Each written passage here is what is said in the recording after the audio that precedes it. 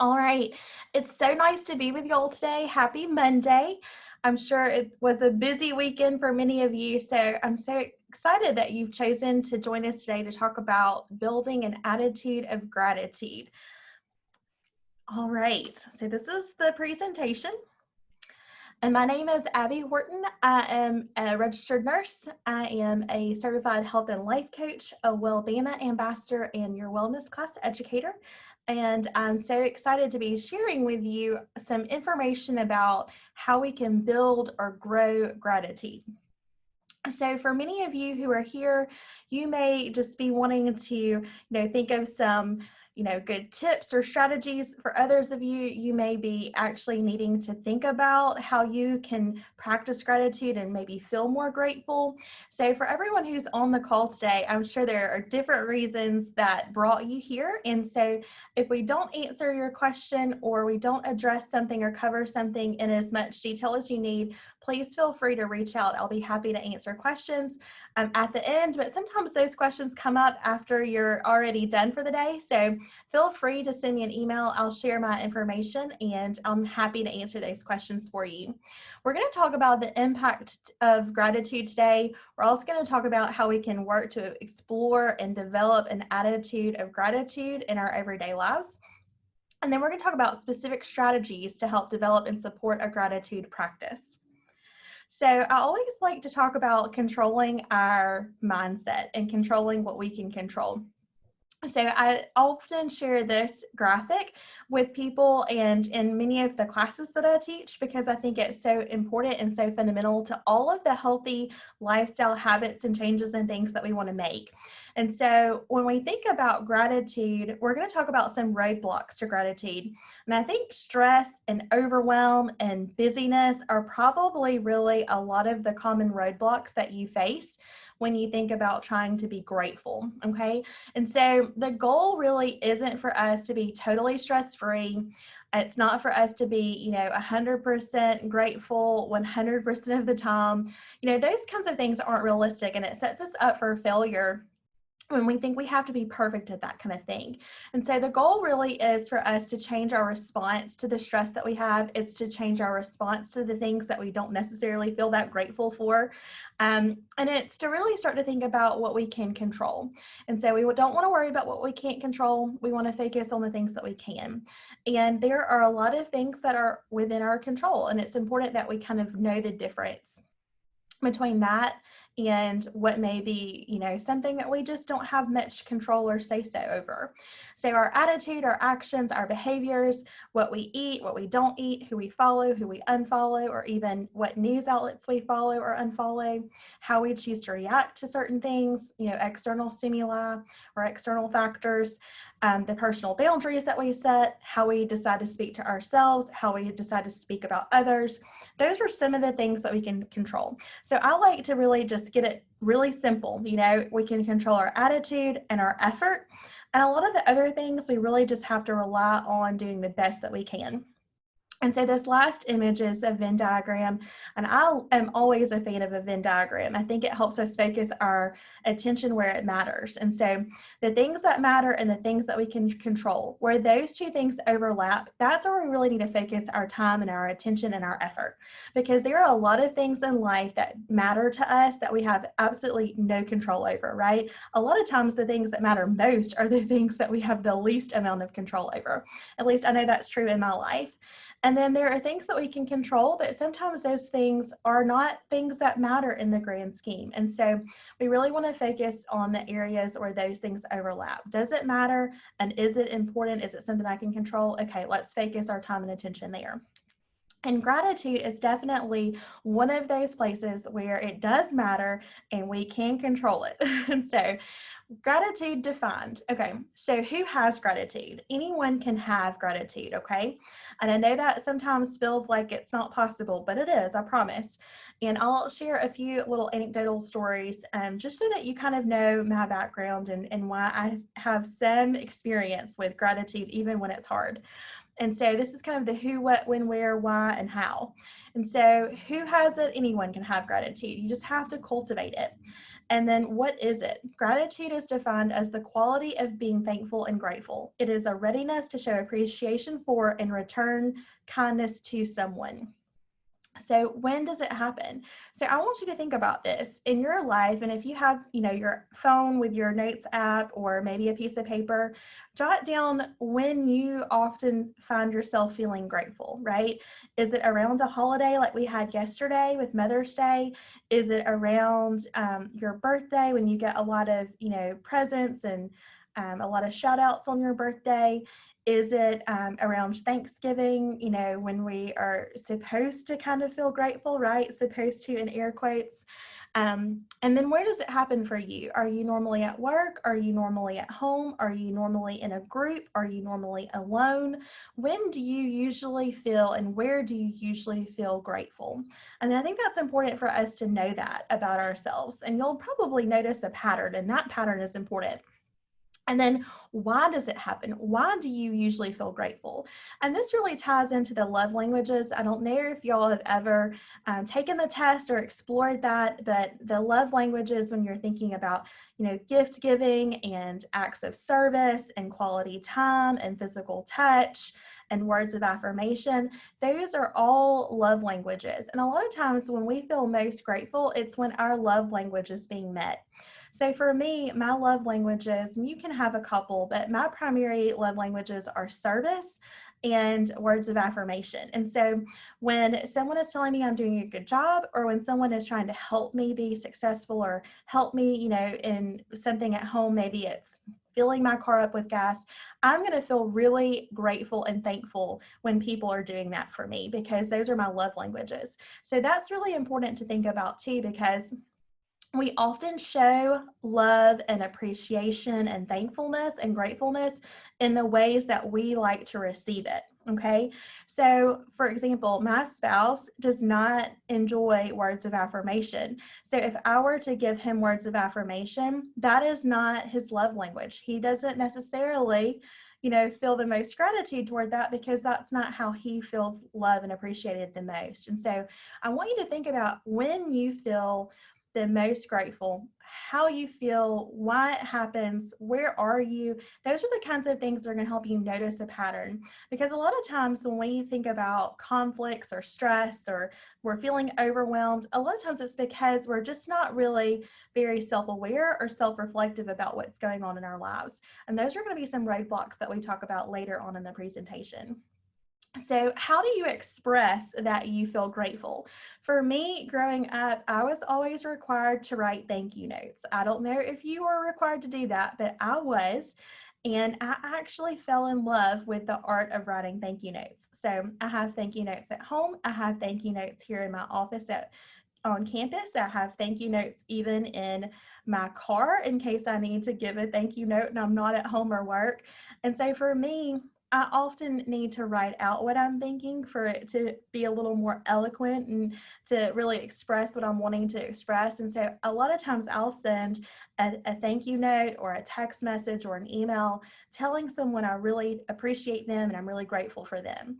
But for other people, it might be a love language. It might be a gift. It might be a hug. It might be an act of service. It might be something else. And so it's important to think about that, to be really aware of that in yourselves and in your circle, because you're really spending a lot of time with a select few of people, probably, at home and at work. And you want to recognize when other people are trying to express that feeling of gratitude and thankfulness to you, because sometimes life gets really busy and we don't always kind of recognize or even appreciate that someone is trying to appreciate us. And so I think that's an important time for you to really self-reflect and think about, this gratitude practice that we're developing and talking about today. So the importance of gratitude. I put this image here to think about things differently, because a lot of times we get into a rut of thinking about things in the same way. And so it's very important that we start spending time with people who think differently than we do, who act differently, who value things differently from us. Because when we expose ourselves to people who have a lot of differences, it causes us or it can, hopefully it will cause you to think about what's important to you. So if you disagree with someone, instead of just disagreeing and thinking that someone's right or wrong, I think it's really important that we think about, well, why do they believe that versus what I believe? And I know that seems like, what does that have to do with gratitude? But we really can have moments of gratitude all throughout our days. And when we miss the ways that people try to thank us, when we miss opportunities for learning and growth and development, and when we stay kind of in that stuck state of just feeling really stressed out about life, we miss these moments of gratitude. And gratitude has a lot of importance in our lives. With gratitude, we can really improve our feelings of well-being and happiness and our overall health. We can, with gratitude and a gratitude practice, make relationships and connections to other people stronger. We can enhance our own confidence. We can adjust our mindset.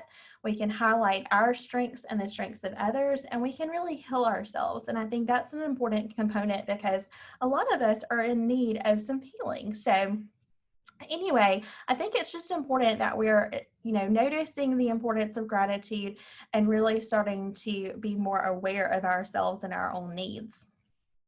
Okay. So gratitude is a practice, but it's also a process. And I think when we look at gratitude as being our process, we can see where the more impact we have is really in not just step one, feeling grateful, but in step two, actually expressing that gratitude. So feeling grateful, it's important. You recognize the important aspects of your life, the positive aspects of your life, and you feel that emotion of gratefulness, right? So I want you to think about a time where you felt especially grateful for someone or something. And then I want you to think about how many times does that process start and stop at step one. We feel grateful, we think about it for a minute, and then we probably get, distracted, or we get busy and we move on to something else, right? And so how many times do we actually stop and express that gratitude? And I want you to think about that in your own life. It's probably not an easy answer. You probably do sometimes express gratitude, right? But other times you might just be driving down the road. Maybe you're driving to or from work. Maybe you're in line somewhere at, a coffee shop, or maybe you're picking up dinner for your family, whatever it is, and something reminds you of something that you're really especially grateful for. So I want you to think about, do you show appreciation then to that person or that thing? Do you thank others? Do you show that appreciation? Do you demonstrate that generosity of spirit that you might feel? Do you write that thank you note? Do you send that text message? Or do you just kind of let that feeling fade? And I think it's important because when we think about gratitude as a process, when we're not completing the cycle of that process by expressing the gratitude in some way, then we often feel a little bit kind of emotional. Sometimes we feel guilty. Sometimes we just, have some angst about we didn't really reach out or complete that cycle of gratitude because sometimes we can't, right? Maybe the person is no longer with us. Maybe we're no longer connected to that person, or it's a different phase of life where we're not, in the moment to thank the person or the thing or whatever it is, right? And so we can kind of feel stuck with that. So we're going to talk about how we can work through some of those emotions. So gratitude is a process, but it's also a practice. And one thing that I really think is helpful is to gratitude journal. And y'all hear that a lot, I'm sure. If you've ever explored anything related to gratitude, I know that you probably have seen the gratitude journaling and the prompts and things. And you can buy dedicated journals that, have prompts built in. And I think all of that is great, but I'm going to talk later about how we don't want gratitude to be a chore. And so I listed some things here. If you're wanting to do kind of a 30 days of gratitude, I know we're going to offer some resources for you too, so that you can really explore this more. But, if you just kind of on your own want to do a 30 days of gratitude like we did last June, I think that's a really helpful thing. But I don't want you to make it a part of your to-do list or make it feel like a chore, because you're likely to not do it. And you're likely to not enjoy it if you do actually go through with this process, because you sometimes can kind of get in the mindset of just marking things off a list. And we want you to really express your gratitude from a really organic place, a place where you feel the emotion and then you express the gratitude. Because if it's just another thing on your to-do list, if it's just another thing that you put on your calendar and it's not something that you're really feeling in the moment, but you just kind of go through the steps, it's not going to be as impactful for you, and you're not going to see the benefits that we mentioned earlier, because it's not coming from that place of wanting to engage in that. And so, it's important to write down a few things that you're grateful for. People will tell you to write down 3 to 5 things every morning or every night that you're grateful for, and kind of be really specific and list why. And I think that's really important if that's how you feel gratitude and express it the best. But just know, if that's not for you, there are other ways to actually practice gratitude. So you might want to use these as a journal prompt. Think about a person that you're grateful for, glad to have in your life. Maybe you write a prompt about that, and then tomorrow maybe you write about something you find comfort in. This is how you can use this 30 days of gratitude. And then we're going to explore some other opportunities as well for those of you who may not like to journal. So gratitude takes practice. One thing that I really like when we think about, how we can practice gratitude, yes, we can journal. Yes, we can thank someone or show appreciation, and we can even write or mail a thank you note. But sometimes it's just looks like looking for the good and noticing the helpers. So, when you think about so many things this past year have been challenging, with COVID-19 and just life in general. Life didn't stop with the pandemic. And so there have probably been lots of opportunities for you to notice things that weren't so great, that weren't so helpful. And so it's really taking the time to look for the good and notice the helpers, notice the good things in life, and really taking time to think about that and hold on to that, because our brains are really hardwired for us to notice the things that are wrong, for us to notice the things that need to be improved upon. And some of us are wired more for that than others. Some of us really have that, really good talent of noticing where there needs to be improvements, and that's not a bad thing. But that can be difficult when you're trying to practice gratitude when you only notice the things that need work. So it becomes a habit when you start to every day look for the good, notice the helpers. You might even want to practice gratitude affirmations or do random acts of kindness, or even create a gratitude jar. So these are all things that you can do beyond just the thank you notes and the journaling. And so it might be that you have, a decorative jar, or a lot of times you'll see someone make a mason jar be a gratitude jar, and you just have scraps of paper or sticky notes and you write down something that you're grateful for. Some people actually do that every day. So they'll have, 365 good things that they've, been really grateful for, appreciative of in a jar. And they might at the end of the year as a family pull those out and read those. That's, one that's going to take a lot of dedication, but maybe you just want to start with trying to fill up a jar, and maybe just put 1 or 2 things a week in that you notice that you're really grateful for, and enlist your family and your friends. And that can be something that you share together and make that memory. And that will be another opportunity to feel that sense of gratitude, because gratitude is really meant to be expressed and experienced in a community. So like I said, we don't want to make gratitude a chore. So gratitude doesn't need to be something that you just add to your to-do list. It doesn't just need to be another item on your, calendar, or your, growing list of things you want to do every morning before you leave for work. It doesn't need to be something that's fancy or expensive. It doesn't need to be this elaborate process. You don't have to have a fancy journal like I put here on the screen. Because when you make it fancy and expensive, and you make it a part of your to-do list, and when you make it an elaborate process, you really take away the organic quality of it, like I mentioned, but you also can take away the joy of it, because it builds in excuses. Well, I don't have a journal that's pretty. I don't have the fancy calligraphy pen. I don't have the time to do this elaborate process. When you think about it in that way and you make it really inaccessible to yourself, it builds in these excuses for why you can't do it. And gratitude is something that you can feel all the time, right? So let gratitude be simple. Let it be mostly spontaneous. Sometimes we need to be intentional about looking for the things to be grateful for, but let it mostly be spontaneous. And when you have those spontaneous moments of gratitude, definitely respond to that. Take a minute and feel grateful, and then send the text message, or, call the friend, or whatever it is in the moment. But try to really acknowledge that you're feeling grateful in the moment and act on that. Let it be fun and let it be free. And if not free, let it be as inexpensive as possible, because you want it to be something, like I said, that you don't build in excuses for why you can't do it. So I also want to talk about some gratitude myths. And myth one, there are a lot of myths, but I only chose these two.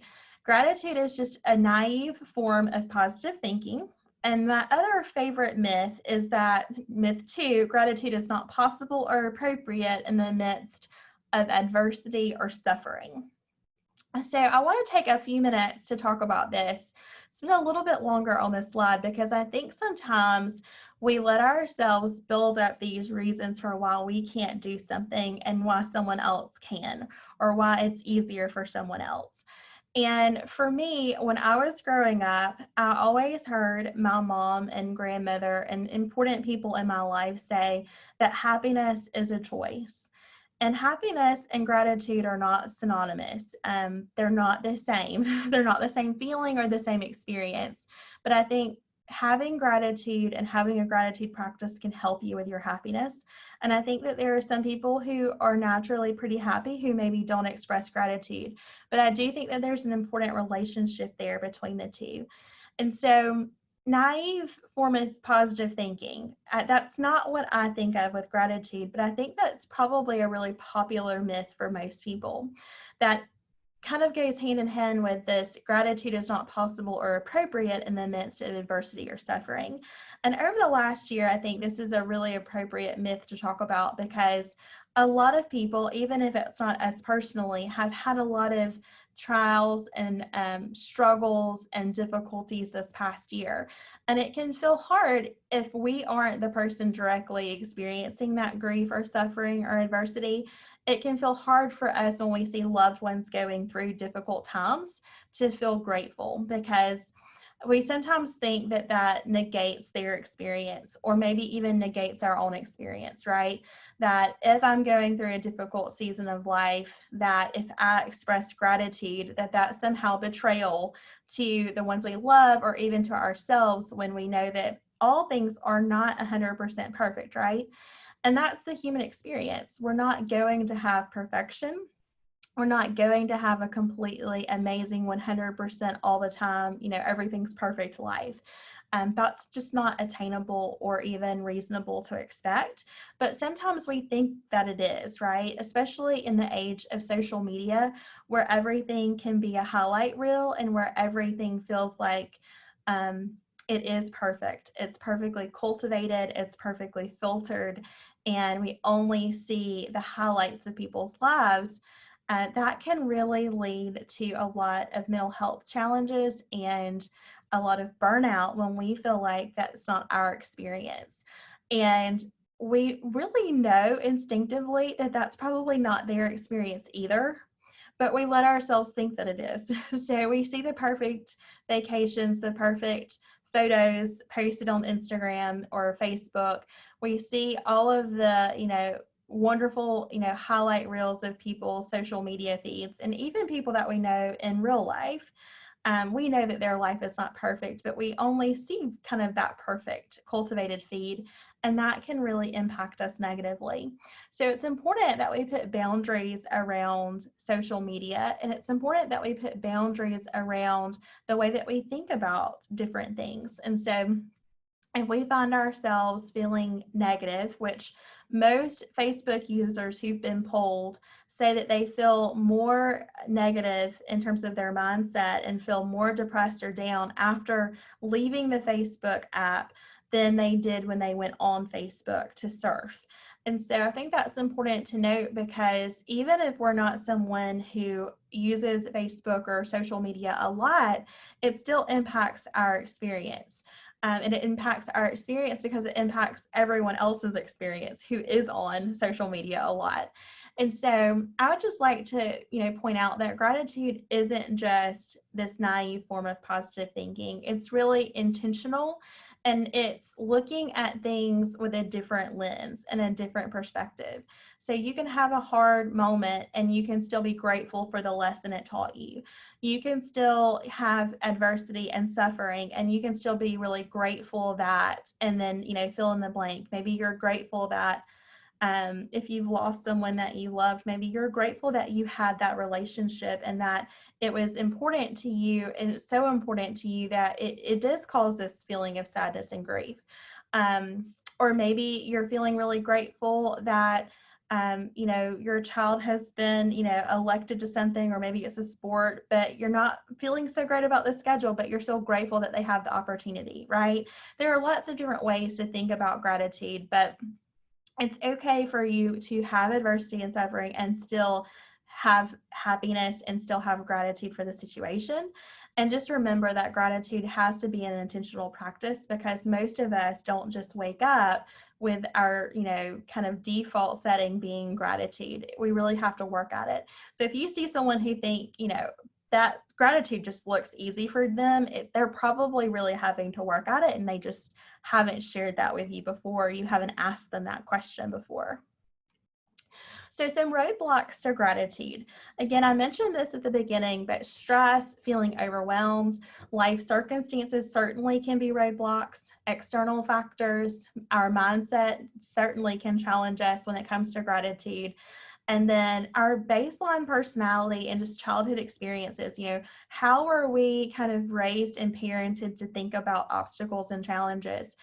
What is our, baseline personality? Those things really do come into play, because we've spent most of our lives, probably most of us have spent most of our lives in this autopilot, not really thinking about and self-reflecting on some of the things that we're talking about today. And so when we do have stress or overwhelm, it's hard to feel grateful. When we have life circumstances that we wouldn't choose for ourselves, it's hard to feel grateful. And this is where I said I was going to share some anecdotal stories. For me, I grew up with an autoimmune condition and had a lot of challenges as a child, starting in elementary school. I was bedbound for about a year and a half as a seventh grader. I was 12 years old. I've had many challenges as a spouse and as a mother, with health challenges with my family members. I have a child who has some special medical needs.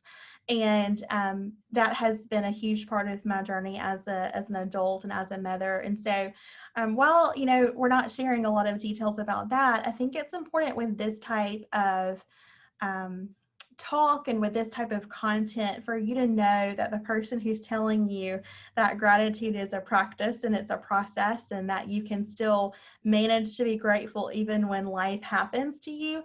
I think you need to know that life has happened to me. I think that's important, because, if you haven't had some of those challenges and you're telling someone to just be positive, just be happy, just be grateful, that does not feel the same as someone who's telling you, and they've really experienced some difficult times, but they've learned how to be grateful anyway. And that's definitely my experience. I did not have that default personality setting where I felt inherently grateful for struggles. It took a long time for me to understand that happiness, my mom was right, happiness really is a choice. And it's not an easy choice, but it's a choice that you can make after you have put in the work. And so for me, a lot of times I'll give analogies about cultivating a garden or gardening and growing. And I'm going to use that as kind of an analogy for us. When we think about growing and we think about developing, and you make that connotation with a garden of what does it take to grow a garden, right? To be a farmer or to be a gardener requires a lot of things. It requires a lot of resilience. It requires a lot of patience. It requires a lot of work. It requires some faith, and it requires you to take risk, right? And growing gratitude is really very similar. And I can tell you personally, it's not easy to be grateful during hard times, but it is possible. But it requires you to actually do a lot of intentional work and research, and you're really studying yourself because for each of us on this call, we're going to have different challenges in life circumstances and external factors and childhood upbringings and things, and certainly different personalities. But it's really taking the time to reflect on those things and to understand yourself and to understand the people around you so that you can really decide for yourselves how you're going to show up to your life. And that's what I want to encourage you, is you get to choose how you show up for your life, and showing up with gratitude is one of the best ways you can do that, because it's going to make everything in your life better. So Eckhart Tolle is one of my favorite authors when it comes to mindset and just life advice in general. He has a ton of books. He's a modern day philosopher. And he says that acknowledging the good that you already have in your life is the foundation for all abundance. And when we talk about mindset and we study it from an academic or research perspective, there's the idea of an abundant mindset versus a scarcity mindset. And many of us have been brought up and parented to be in this state of scarcity mindset. I certainly know that that was my experience, because that is really the cultural norm for us in the US, is to have a more scarce mindset. And so when we move toward a more abundant mindset of there's enough, there's enough for everyone, right? There's enough wealth, there's enough love, there's enough gratitude, all of those things, there's just enough. That's abundance. And that's not always what we feel as Americans, because really the scarcity mindset goes hand in hand with this idea of competition, right? And in the US, we do have this ideal of competition, of capitalism, and that's great when it comes to, economies and things like that. But when it comes to our life, it can be hard, because that scarcity mindset can really hold us back, and it can impact how much gratitude we show for people. And so again, going back to controlling what you can control, don't give your power away, right? So if you're going through some challenges right now, maybe you've had a loss, maybe it's been a death in the family, maybe it's a relationship that hasn't been repaired, maybe it's a child or family member who is making a different life choice or taking a different path than you would desire, and maybe it's a health problem, maybe it's fear of the unknown and uncertainty right now because of the pandemic. Maybe it's a lot of different things. Maybe it's something I haven't even named. When we worry and when we stress and when we choose not to feel grateful for the things that we do have, we're giving our power away to that circumstance, to that person, to whatever it is outside of us that's making us not feel so grateful. And so by taking our power back and controlling what we can control, we can not only change our life situation, our mindset around that, but we can control how much gratitude we feel as well. And that's going to impact our mental health, our physical health. It's going to impact our overall feeling of well-being, and it will eventually, trickle down to where it impacts all areas of our life. Because when we're not feeling like we are grateful, when we're not showing thanks and appreciation for others, that's really going to have a toll on all aspects of our life. So when we grow, think about a garden, if any of you garden, or I'm sure most of you have had to take care of a plant at some time in your life. We really have to prepare, right? We have to prepare the soil. We have to prepare, the pot or container we're putting it in. We have to prepare ourselves to be able to take care of it, reading the little tag that the plant comes with, or, reading about it online, what does it need? What kind of soil or water or sunlight does it need, right? And then we have to actually plant it, right? We can't just prepare. We can't just research. We actually have to plant the plant. And so then we have to prune it, right? We have to tend to it. We have to nurture it. We have to get all the weeds out of it so it can grow and give it, room to breathe. We have to take off the dead leaves, the things that aren't working, the things that aren't growing. We have to practice a lot of patience, right? Because you can do all the right things and it still not grow, right? You can do all of those things. You can give it all the water, all of the sunlight, all of the nurturing and tending it needs, and it still not grow. So you have to practice patience. And then a lot of times, when you do have the plant, or especially if it's a crop grows, we pay it forward, right? We let people enjoy it. We post it on social media so you can see my beautiful flower that grew. Or if it's something that is shareable, you share it with your neighbors and your friends and your family. If you have extra of that plant or that vegetable or fruit, whatever you're growing. And this is the same thing that we need to use when we're growing our gratitude, right? We need to prepare ourselves. We need to prepare ourselves by being self-reflective, by asking those questions that I started out our talk with. We need to actually really plant what we're wanting to grow, right? We need to think about, okay, how am I going to be grateful today? We need to prune the things that aren't serving us. Maybe it's too much TV, maybe it's too much phone time, maybe it's too much social media time, maybe it's too much news all of the time. Maybe we just need to unplug some. But we need to prune back the things that are really inhibiting us from being our best selves. We need to practice patience with ourselves and with others. So much of the time we expect perfection from ourselves or from other people, or we place expectations on people or ourselves that we don't really acknowledge and we don't share that. And then we need to pay it forward. When we start to grow this gratitude, we need to pay it forward in our spheres of influence, our families, our friends, our colleagues. And we need to pay that gratitude forward to them and show them the path that you've been on to really grow that spirit of gratitude. And that can be a really meaningful experience for you. And certainly when you're going through adversities or struggles or things like that, I know for me personally, I have found that there's really, meaning in the pain. There's purpose in the pain. The things that you go through, there's a reason for it. We may never really know, in the moment or maybe even ever what that experience is trying to teach us or what its purpose was.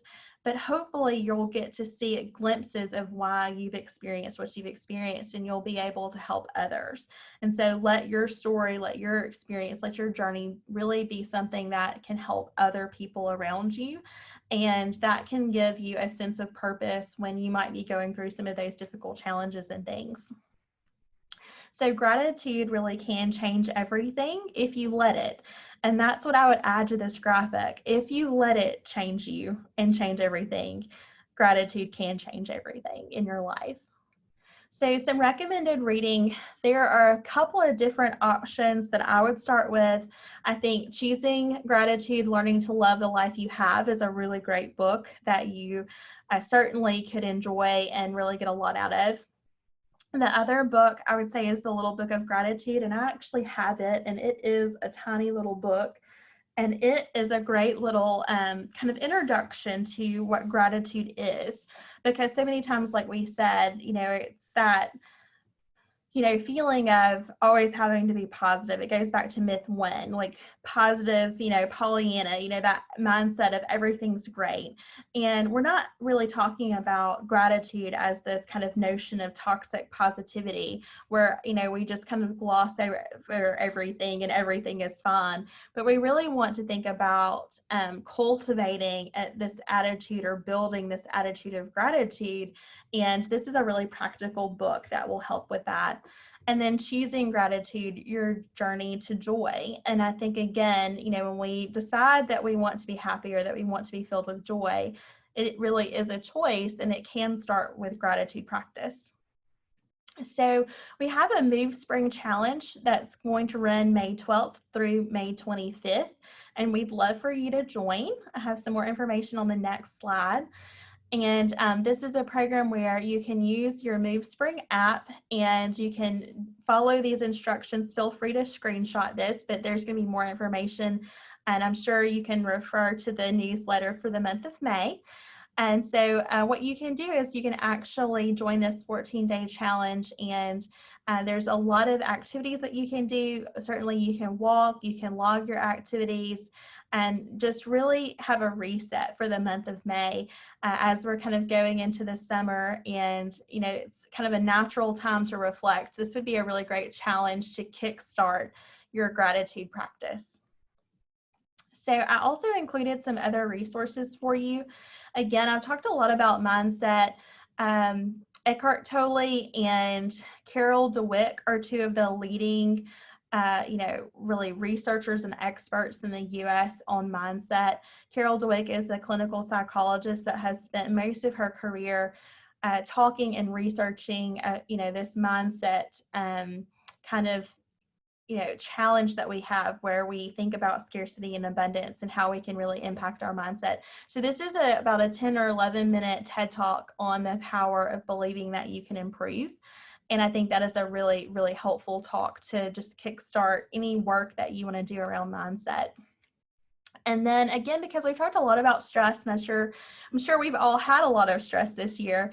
There's a TED Talk on stress, how to make stress your friend by Kelly McGonigal. And she is actually a psychologist as well. And she looks at behavioral psychology and how we can influence that. And this is a really impactful talk on how stress can just be seen as neutral or necessary, that it's not something that we should be trying to eliminate from our lives. And I see y'all's questions, and we're about to go to the questions next. So if you have a question, feel free to go ahead and pop that in the chat. This is an affirmation. I think affirmations can be so important, particularly if you start your day out with affirmations and you read them out loud.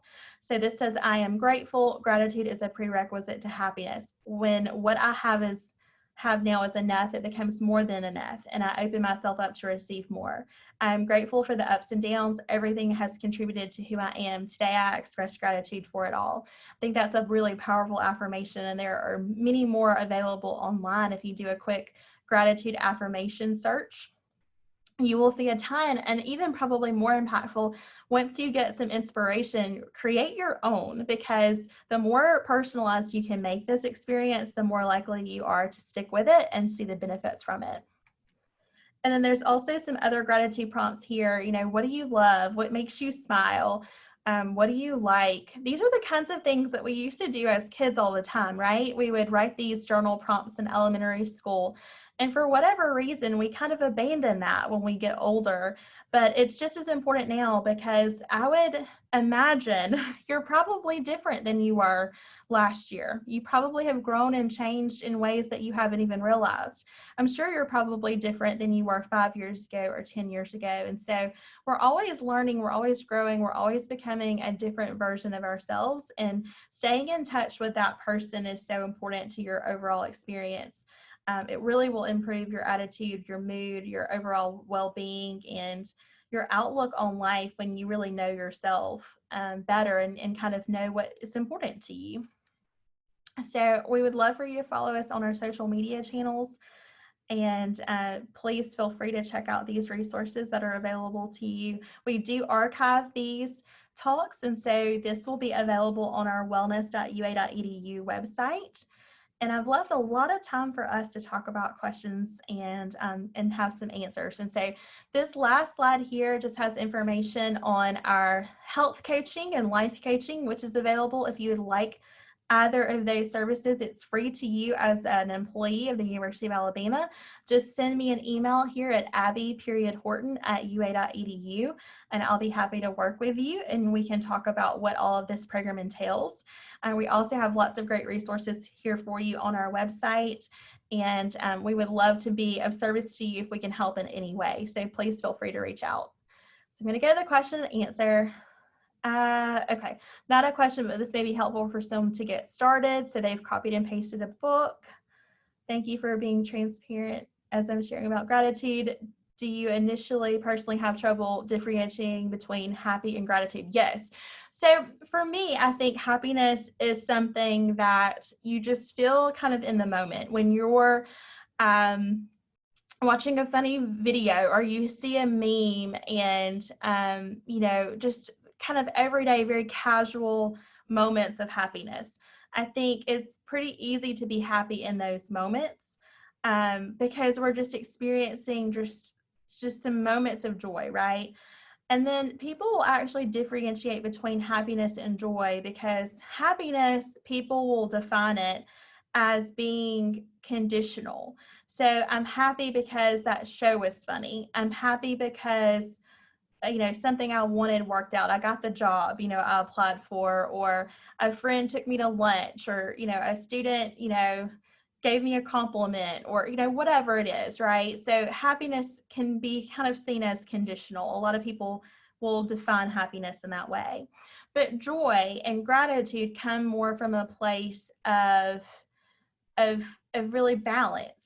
It comes from a place of everything might not be okay externally to me, but I still have inner joy because I've done the work to maintain that joy and that peace and that calm in myself. And that really comes from gratitude. So I think gratitude and joy go really hand in hand, and happiness can really be about what my life and the state of the world is in the moment. So I hope that makes sense. I personally think it's hard. And for me, before I did a lot of personal growth and development, before I did my health and life coaching certification, there were moments where hard things happened, and it was very hard for me to be grateful. It was very hard for me to have peace, because our natural instinct really is to go into preservation, right? Self-preservation mode. And self-preservation mode often has us putting up walls and boundaries, and it often has us being really angry because we feel like something is happening to us.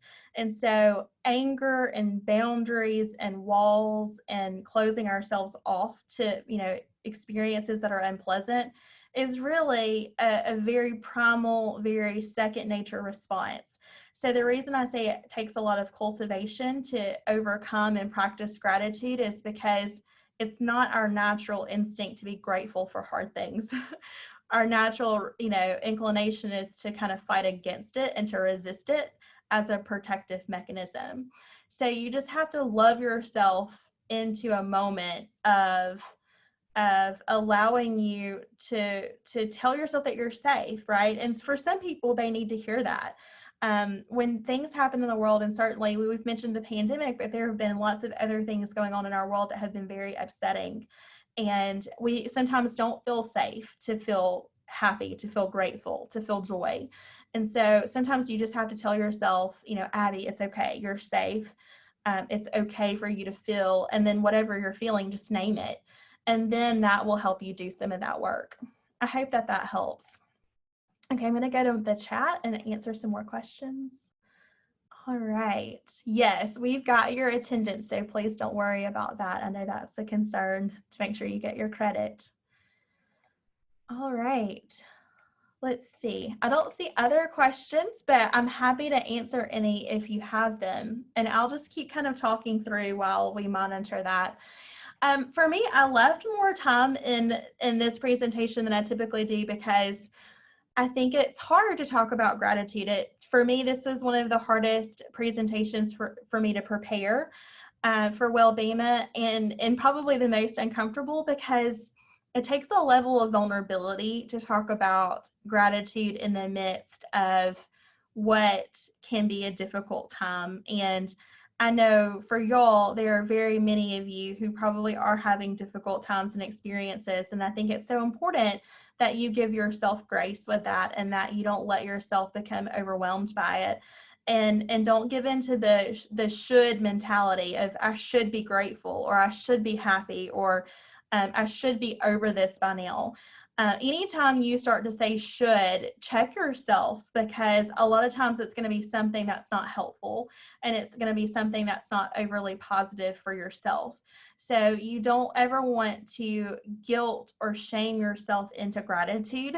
That's not what we're wanting to do here at all, because if you don't feel gratitude in the moment, that just means that you need to feel a little safer. You need to give yourself a little more grace.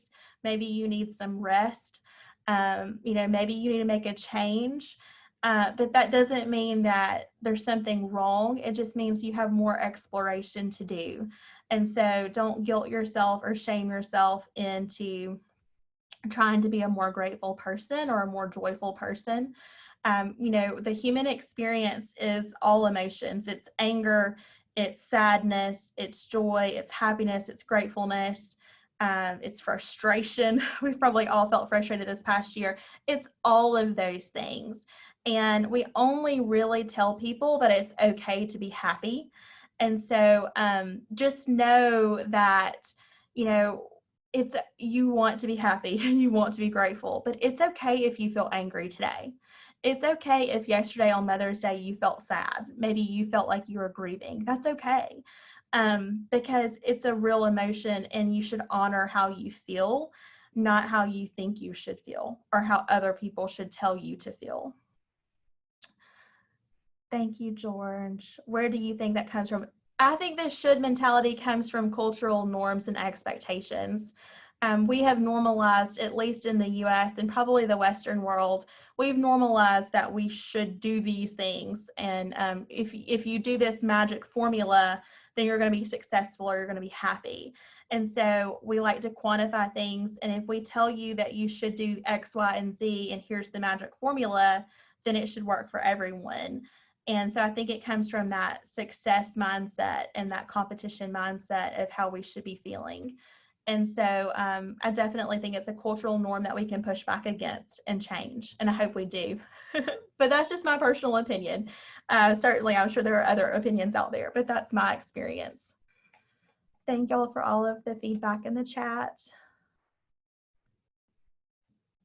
Yes, Laura, absolutely. If it feels like a chore to write down 3 to 5 things, maybe just at the end of the week, just write down a few things, a few highlights from the week. Just do a week in the review and just say, okay, what were the things this week that made me feel grateful?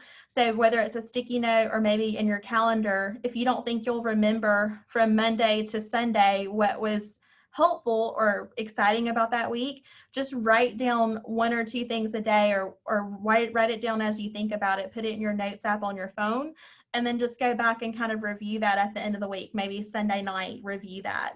And that's just as effective in my book as, doing it in a pretty journal every night or every morning, and probably more so if that's something that's not fun for you. So yes, I'm glad that resonated with you. Any other questions or feedback? We have a few more minutes before we wrap up, and I'd love to give y'all that time.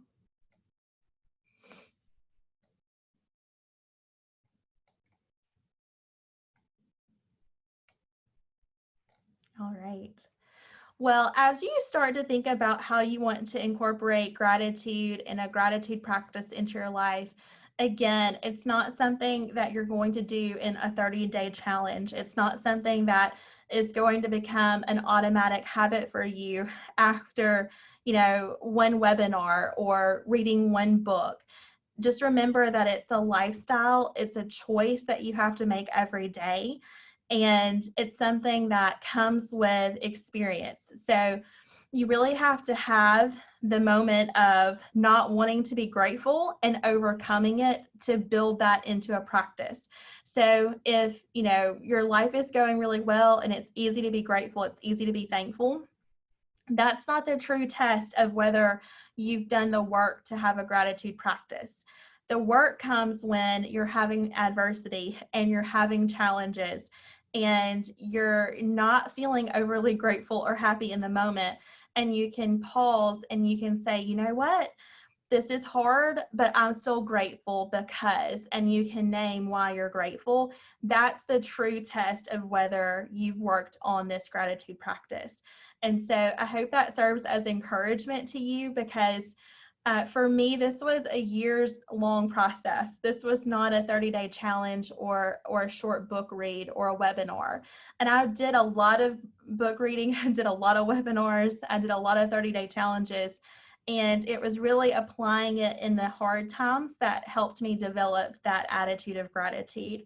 And so while that is a catchy phrase, it really is the building and the growing, the tending, the pruning. It's all of those things. It's a process. And so, if in 30 days or 14 days, you're not feeling like you've made progress, that's okay, because right now you're just doing the work to become self-aware.